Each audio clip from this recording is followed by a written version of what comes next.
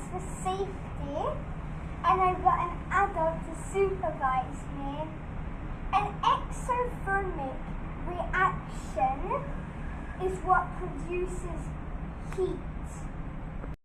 First, we add hydrogen peroxide.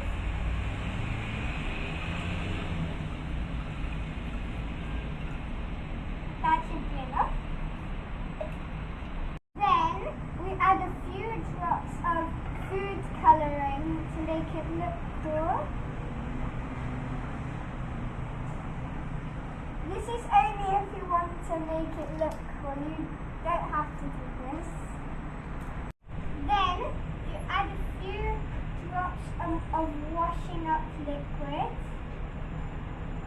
I mean a few pumps.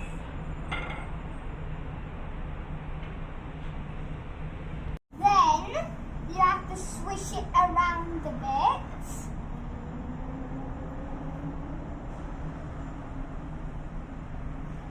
The washing up liquid is to make the bubbles and trap the oxygen. Then you have to add 2 tablespoons of yeast to hot water. Then you mix the yeast for 30 seconds. When you're done with mixing it, you have to add it to the solution. Now I'm going to explain what happened in the experiment.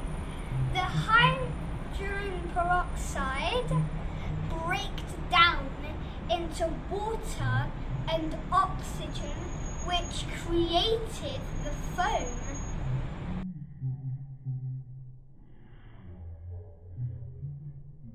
The foam is just O2 and bubbles.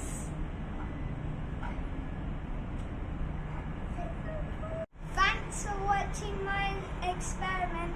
I hope you enjoyed it. Bye!